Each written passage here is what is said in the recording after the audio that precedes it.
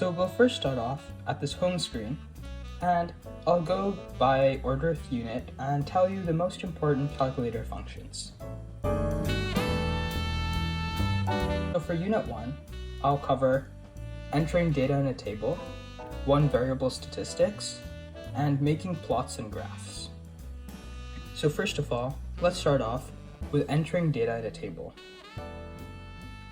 So from the home screen, we should click 1 to open a new page like this. Do not use Scratchpad. Now we will click Add Lists and Spreadsheets, number 4. And from here, we will add in our data. Here's some sample data. And we should set this a variable in the top box right here. I kept it A. Now we can add another page by clicking Control, Doc. This adds a new page. And from here, we can click Data and Statistics. Once we click that, we see there's some data scattered about. And we can click Add Variable, scroll down to Add Variable, click that, and you should see there's a pop-up sort of prompt, and you click A. And here it nicely puts your data in a dot plot.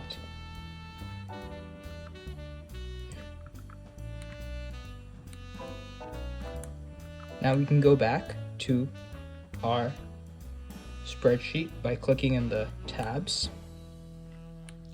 And you can change your data here, and it should update in live time on your dot plot too.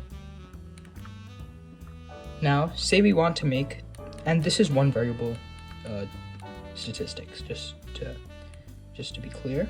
Now, say you want to have a different type of plot. We can click Menu, Plot Type, and change it to box plot or histogram or normal probability plot to change the way our data looks. For example, if I wanted to make a dot plot, I will click box plot, my apologies, and we have a box plot. All right. Now, what if we want to find the mean, standard deviation, and medians of our one variable statistics? To do that, we need to go to a separate column, make sure it's labeled A, just make sure you have the label. Go to a separate column. I like to do a couple of columns to the right. Scroll down because it enters it upwards. We click Menu in the bottom right, right here, we click Menu. You do Statistics, number 4. Go to that one. Stat Calculations, and select one variable statistics. Number of lists in this case is 1. Click OK. And our X1 list in this case will be A. So we click A right here, and it should enter right here A. Our frequency list is 1, category list, we don't need to enter that. And we don't need to enter these, and make sure our result column is D. Okay, and here it'll print our one variable statistics. So X bar, which is the mean, is 3.4. This is the sum of all the terms. This is the sum of the squares of the terms. Here we have the standard deviation. Right here's the population standard deviation. Here's the sample standard deviation, number of terms, and here's our 5-number summary. All right. So that's all for one variable statistics. I'll now talk about two variable statistics. So let me clear my page by going back home, clicking 1 and not saving it. That clears everything. And again, I can go to List and Spreadsheets. This time, let me make two variable statistics.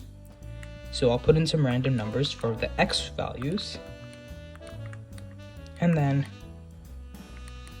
some things for the Y value. Oops. All right, here's some random data. And be sure to label it. I like to do A, and then for the next one, we can do B. All right, this is what we have. We can add a new page. We can add data and statistics. Then here, I'll do A because that's my X value. And then on the Y, do B. And here we have a scatter plot. And then again, we can go to plot type and change our plot types. All right. So that's all for Unit 1. Now I'll move on to Unit 2. Unit 2 is all about probabilities. More specifically, normal probabilities. So to do that, we again need to use our lists and spreadsheets. And let's say we're given a probability distribution. So we can add that into our calculator. Here's just a random example. Oopsies.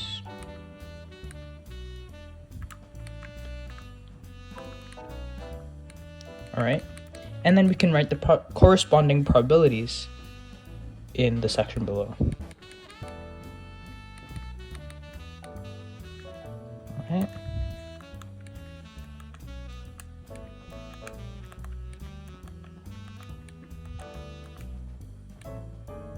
So say this is my probability. Now here, we need to again label it A and B. You must label it. It can be any variable. Just make sure you haven't used that variable before. So I'm using A and B because I cleared it. It clears the settings for the variables. Just to be clear. And here we can do two variable. And here, when we want to find the mean, your standard deviation, you have to use two variable statistics. Or you can use one variable statistics, but you need to add in the frequency list. So you go to statistics, stat calculations, one variable statistics, one list, and our X list here is A, and our frequency list is B. All right, and our result column here is an E, okay? And here now you get your mean and all the things that you need to find when you have probability distributions. Cool. Okay. Nice. So now we can move on to our Unit 3. So I already covered scatter plots.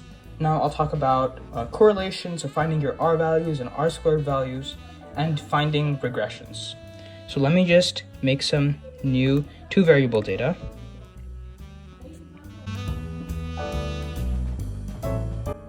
Now I will talk to you about Unit 3, which is concerning scatter plots, linear regressions, and regressions in general. Also, correlation is an important metric in Unit 3. So to do this, we need to first enter two variable data, like I explained before. So we go to List and Spreadsheets. We add in our data.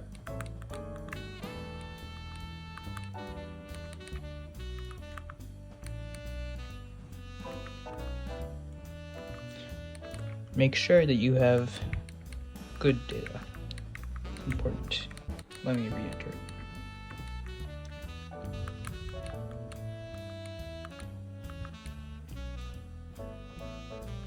Alright, here's my data. This is better data. Okay. Now we need to add our corresponding Y values. Nice. And again, we label it X and Y, or A and B, or it can be any variable, just depending on whatever you want to do. And we go to Menu, Statistics, Stat Calculations, two variable statistics, and here our X list is A, our Y list is B, our frequency list is 1, we don't have any categories, and it's going to print the results in this column. That's cool. Okay, now here we're going to have our X values, so the means of all our X values, the means of all our Y values, and our R value. The most important part, in my opinion, is our R value right here, right after the standard deviation of Y value. that is the most important. And if you want to find r squared, you just need to simply square this value. And actually, just to make squaring easier, like you don't need to type out the whole number, you can, on the Ti-nspire, you can actually click Shift and select this large number, Control C, click Control C, then escape, add a new page, do calculator, make sure you have your brackets, Control V, and then you can click x squared, and you can just simply square your value and you get your r squared value. As you can see, this regression is not linear at all. This data is not linear at all. It's horrible. But that's nice. We can leave this alone now. Now, if you want to do a regression, say I want to run a linear regression on this data, I again need to make sure I have another column. I've selected another column. Click Menu, Statistics. This time I click again, Stat Calculations. And here I have numerous different regressions I can do.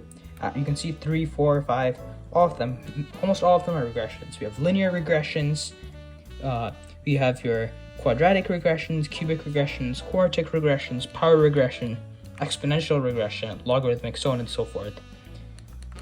Most useful one, linear regression. Make sure you're doing the a plus bx, very important, it's unique to statistics. A plus bx, we select that. Our x list again, very easy stuff, we already know this.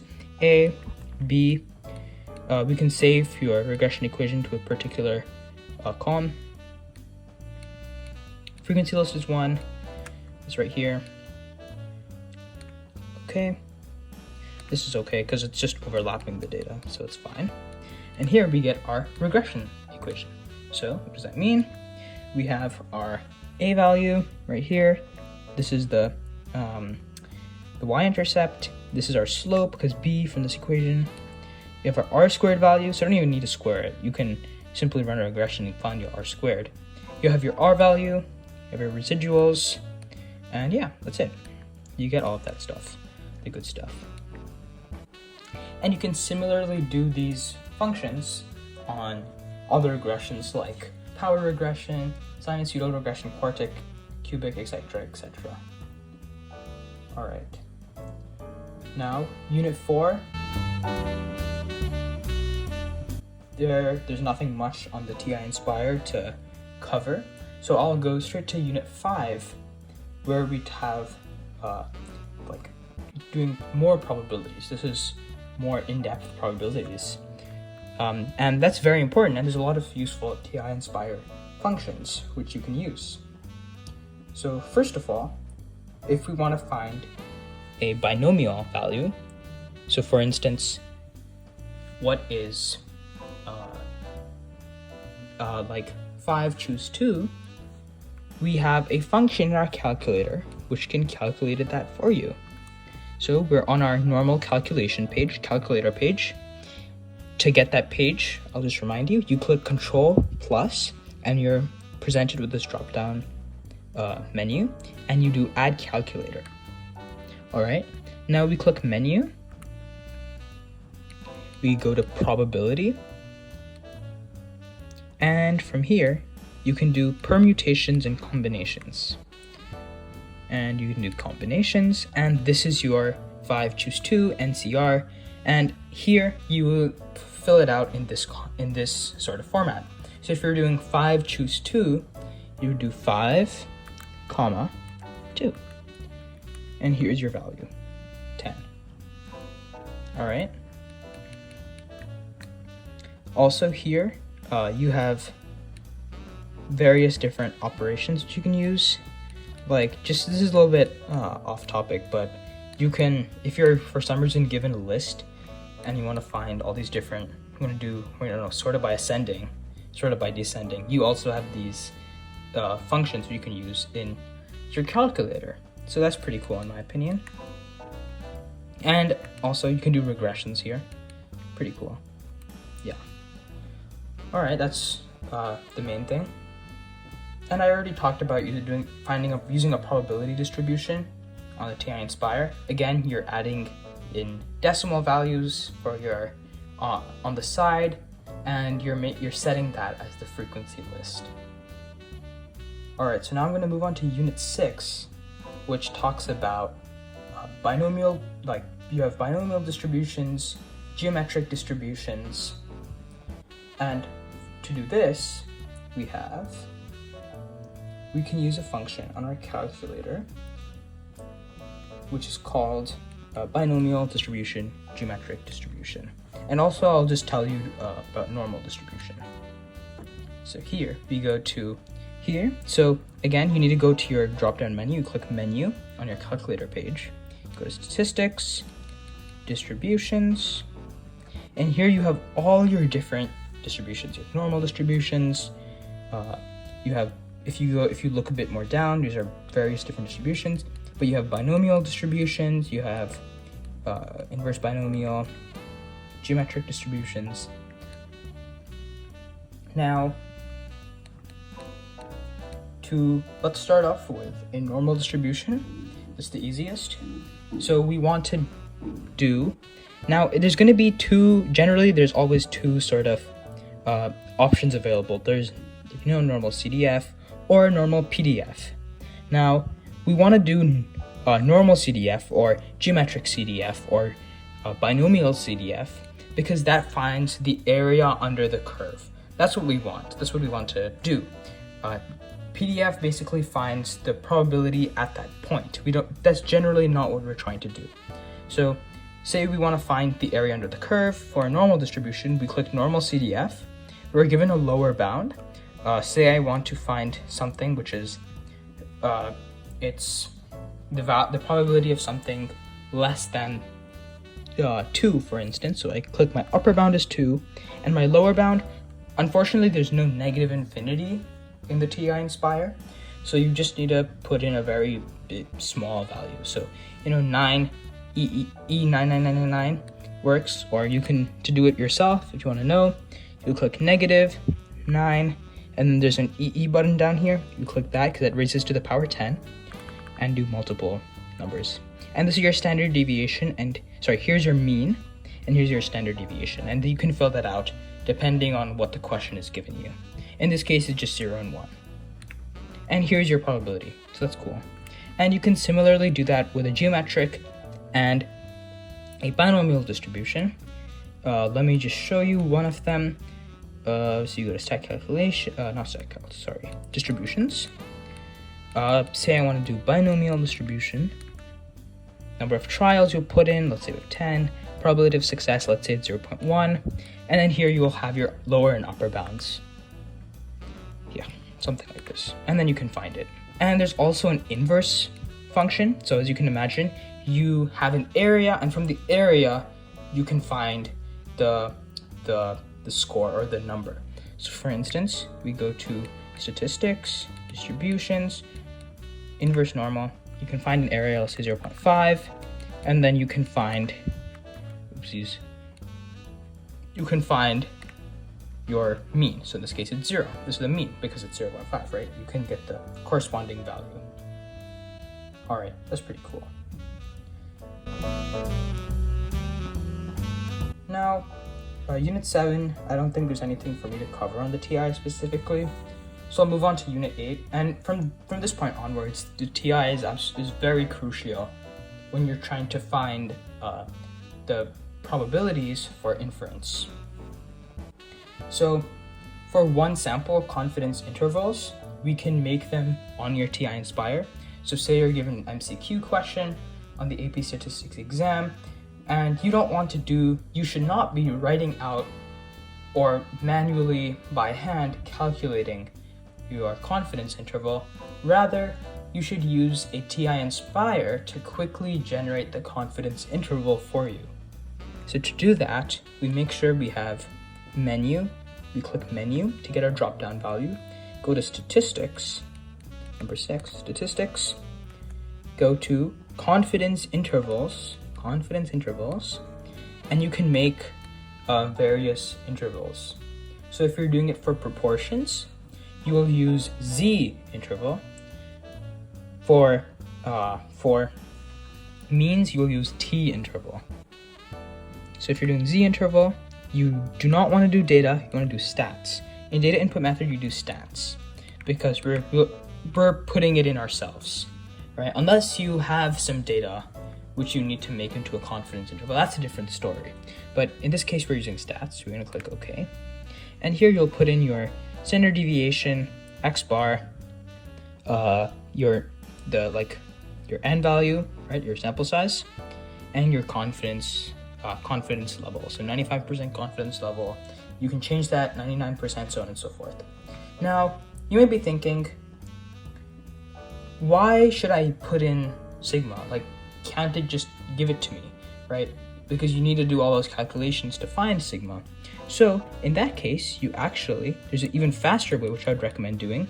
You go to statistics, confidence intervals, and you do one proportion z interval.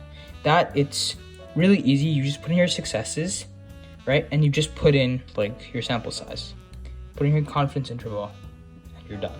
So it's even easier when using one proportion z interval. So I'd highly recommend using that. But if you want to calculate the standard deviation yourself, that's perfectly acceptable too. And then for means, again, similarly, we can do, you can go confidence intervals, and then t interval, or you can do, there's only t interval, like, because that's the one which you want to do. Because there's like not so many complicated formulas for finding some stuff. Yes. All right. I think that's all for confidence intervals in terms of one sample. Now in Unit 9, we cover one sample significance tests. And again, you can do the very similar thing on your calculator. You go to statistics. Here you go to stat tests, and you get all your tests. Again, try using your one proportion z test, makes your life extremely easy. And then there's t-test right here, which you can use. And again, it's pretty simple. You just go here, you make sure you have stats selected, okay? And you put in all your values. When it says mu0, that's basically your what your null hypothesis says. So for instance, let's say, that's basically what your null hypothesis assumes is the value of mu. So for example, let's say our hypotheses are, our null hypothesis is mu is equal to 5, and our alternate hypothesis is mu is greater than 5, then right here in mu0, you will put 5, okay? That's basically what you're doing when it says mu0. That's your alternative hypothesis. It's what your alternative hypothesis assumes is the value. It's what your null hypothesis assumes is the value of mu, because we don't actually know mu. And similarly in your z-test, you have the same thing. You have your PO value, which is just what your proportion is assumed to be with your null hypothesis. Anyways, that is significance tests. That's my coffee. And because sometimes when you do a test, like for example, if I were to do one sample z-test, it can be a little bit bulky to read. So let me just show you how it looks like.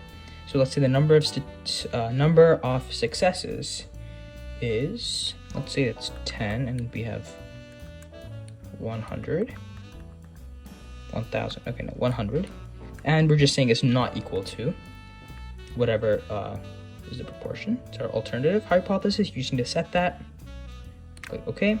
And here's what you get. So here it just tells you the title, one proportion z-test. Then it gives you alternative hypothesis. Your z value is -8, just tells you the z-score. And here's the p-value. And this is your p-hat, and this is your n. So this is what's most important, because we're looking at the p-value most of the time in our tests. All right, and yes, that's all. Okay, now for two sample statistics, it's very similar to what it is before. Menu, you go to menu, you're almost always going to statistics. You go to stat tests, And here you can do 2 sample z-test, 2 sample t-test. This is your go-to situation, so you don't do data, change it to stats, okay. And here you put in your various values, right?